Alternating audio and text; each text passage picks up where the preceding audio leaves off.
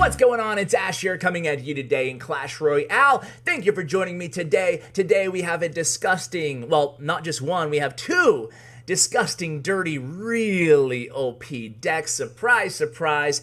It includes the newest card in the game, Royale Recruits. Now, if you don't have them, please continue to watch the video. Reason being is I want to actually get your thoughts and opinions, and I'd really encourage you guys to join in the conversation in the comments below. A lot of people have been complaining about, by the way, we have Loupanji joining us today. Huge shout out to Loupanji. He's now going to be streaming starting next week. I'll have the link for you guys in the description below. But the topic I want to discuss, and here's a couple screenshots, guys, is that people are kind of getting upset, not just because of the strength of Royale Recruits, which can easily be nerfed. I'm expecting probably a small nerf, even as soon maybe as the end of the season. But not just that, a lot of people are now complaining. Let's go ahead and go live here. Loupanji is 8-0, rattling off 12-win grand challenges with this deck, and another one that's even dirtier, way dirtier, which we'll cover in just probably the second half of the video. But a lot of people are complaining about the skill level of the Royale Recruits being very low. Essentially, Supercell, why'd you add in a card that's this easy to use? All you do is, boom, you drop it, you close your eyes, and you got a Greek phalanx there kind of slowly making their way into the opponent's side of the arena. And the synergy between them and specifically Graveyard, but really also a lot of different win conditions, is absolutely unreal. Now, there's no doubt the card is still unique. The fact that it can be placed and take up the entire side of the arena, and it can't be placed in the pocket on your opponent's side of the arena, really says a lot about the kind of the uniqueness of the card. It feels more like an epic or a legendary to me, although I'm happy it's a common. All my free-to-play players out there, it will give you guys actually a really viable, once you level it up a little bit, a really viable answer against the other low skill cap common OP card, at least on ladder over leveled, Elite Barbarians. This is a great answer to Elite Barbarians because you can have 4 of your Royale Recruits engage the Elite Barbarians and essentially counter them, and your opponent, for 6 elixir, 6v6, will still have to respond to the other recruits in the other lane. So it actually gives you guys a good option there. And you know what? I do not disagree with either party here. I agree with Diego and Bren saying that this card is a low skill cap card. There's no doubt about it. I do not have a good argument against that at all. But my retort would be, does every card have to be Magic Archer? Does every card have to have a high skill cap? And I think the answer to that question is no. Now, is there some way that this card might be game-breaking in its mechanic? The fact that it does take up the whole side? Will it cause a lot of kind of stalemates and a lot of action in the middle of the arena that we haven't previously seen? Maybe. Is that necessarily a bad thing? I don't know yet, you know? So that's my opinion. I guess I agree and disagree with all parties here. I don't know. I think it's a really unique and interesting card. I'm still a fan of the card. You know, at the risk of alienating half of you guys, I'm still a fan of the card. I do think it needs to be toned down, but I guess at the end of the day, as long as it's not, you know, incredibly slowing down our gameplay, I think that the card is good, and I'm happy they added it, and I'm happy it's a common, even though it doesn't feel like it should be, because it gives people, again, answers to the other annoying common cards. You can actually even place this against a Royal Giant and have 4 of them go in the Royal Giant lane, and then the opponent have to answer on the other side. But guys, getting to the point of this video is, man, and here you can see right now, this is like an absolute onslaught of troops here. Loupanji just not afraid to cycle with this deck, and you can see we have Zappies, we have Flying Machine. It's a very interesting deck, and surprise, surprise, his opponent's also playing Royale Recruits. If you go to Stats Royale and look at the recent Grand Challenge winners, it's like all Royale Recruits all the time. It's insane. I actually saw 7 wins in a row with Royale Recruits in each deck of the 7 wins. So there's really no doubt in my mind. I saw a few comments, you know, I always get this, and no offense to anybody, you guys, I would never intend this to poke fun at somebody, but I always get comments of like, this card's so easy to counter, all you need is this. But that's not how we judge a card being OP. It's not that, okay, it's easy to counter any card in a vacuum, right, if you have the perfect counters in hand.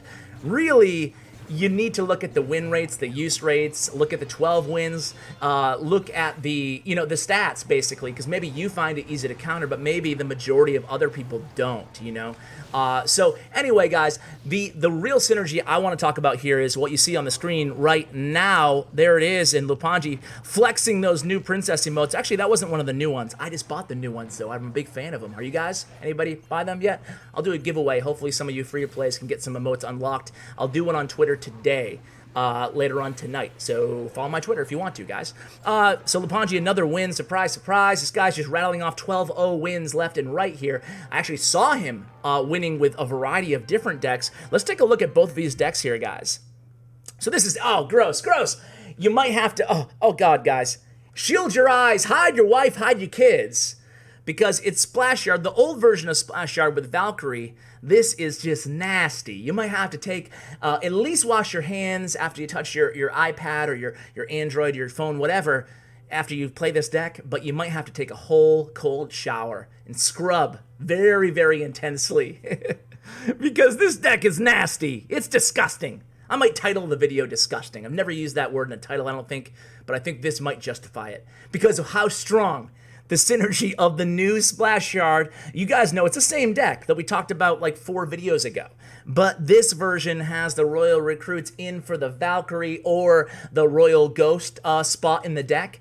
And it's just so strong, guys. It's defensively so robust because you have all the strongest OP cards in the game. You have the Royal Recruits, you have the Bowler, you have the Ewiz, and you have the Inferno Dragon. It's very heavy on the legendaries, but if you have them, give this deck a shot if you want easy wins. Maybe now's the time to farm those GCs. Loupanji is still searching for his 10th match, it looks like here, guys. So let's just go ahead and play his 12-win using that other deck, and you can see he's sharing like 12 wins left and right here. This one is against 3 Musketeers, of course, with the Royal Recruits. I actually want to see, okay, they're both against 3 Musketeers, the Royal Recruits, unbelievable. All right, so let's see if either of these players are better than the other one. Let's do it that way. So this guy has 14 wins, this guy has 17. Let's watch the 17 and see how we do here, guys. So going against Stephen Brown, Loupanji, I want to go ahead and see how he starts off this match. I'm just going to fast forward until he makes the first play. With this deck, if you guys missed the deck that we talked about this deck with both Swood and also Juicy J on the line, they said they both agreed they never, ever, ever want to make the first play with this deck, ever. They'll wait out all the way until double elixir time. Well, in single elixir, they don't want to make the first play. And then in double elixir time, they'll go ahead and do that. So you saw Loupanji following kind of the same mantra here with the deck. He does not want to ever, ever start out with the starting play. Instead, he goes in with the naked graveyard, actually, early on there, just to try to put some pressure on the opponent. Obviously, not having the ideal answer in hand. But you're going to see, even if you're facing a large elixir deficit, check this out.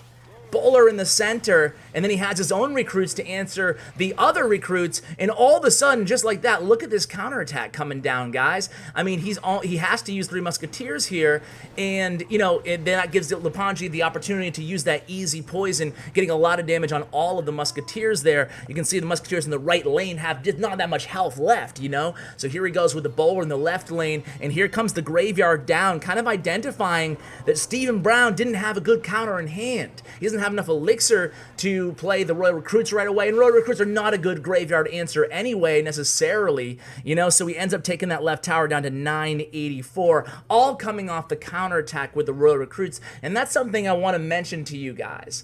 The counterattack with the Royal Recruits, you should probably use them defensively. Of course, if you have a large elixir advantage, you can play them at the bridge and attack with the graveyard, or you can play them as almost a cycle way in the back. But all things being equal, you want to play them defensively first, react to something, and then your opponent's going to have a really tough time either supporting their push and then thinking about how they're going to defend both lanes after their push dies down.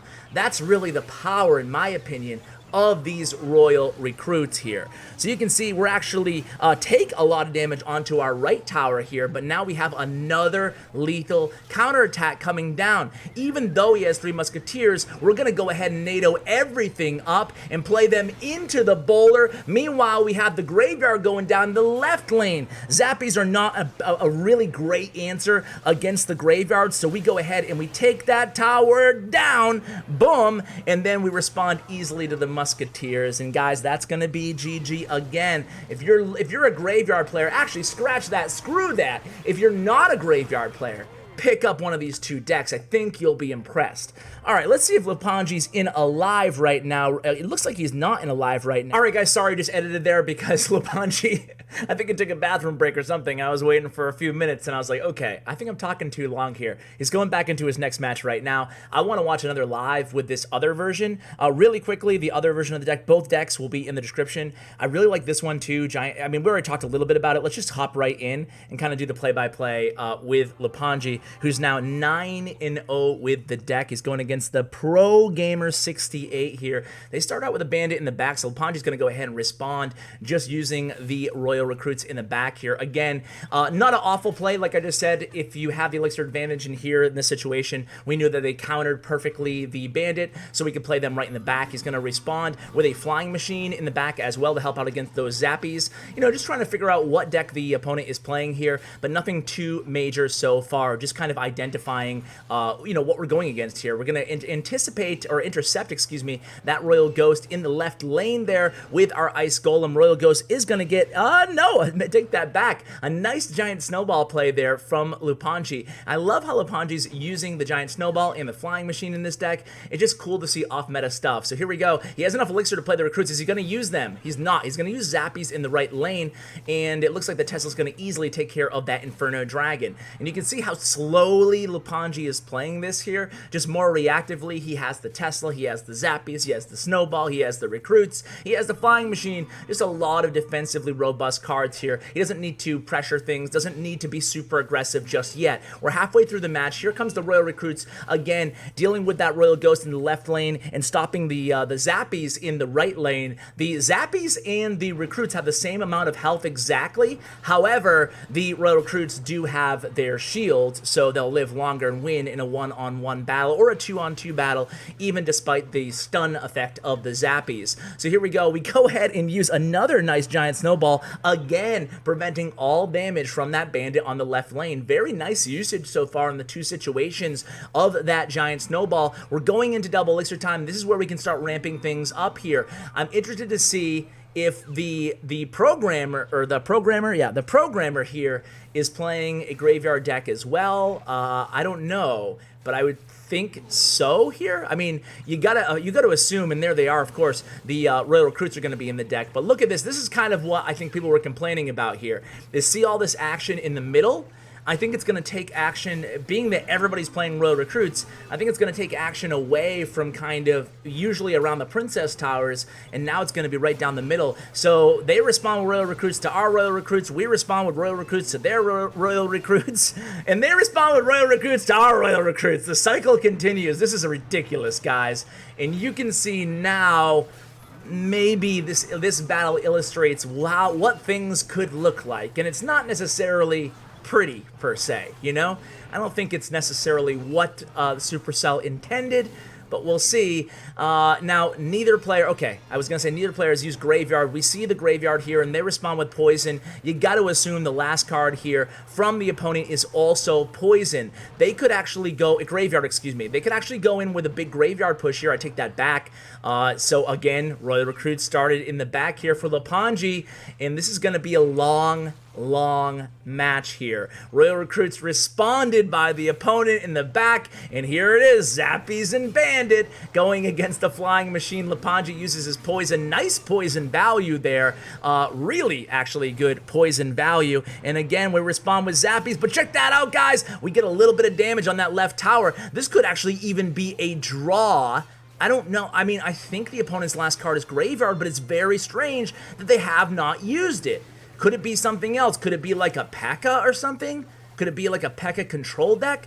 I have no idea, but you can see we're getting more damage, and now we're getting very close to that left tower. If we can take this ghost out, we cannot. Royal Ghost actually value went up after these Royal Recruits, guys, because the Royal Ghost is just very good for 3 elixir at shutting down one of the sides of the Royal Ghost. Again, we get a connection with the Flying Machine on that right tower, and he cycles an Inferno Dragon in the back on the right side. We go in with the Graveyard on the left side, hoping for some RNG.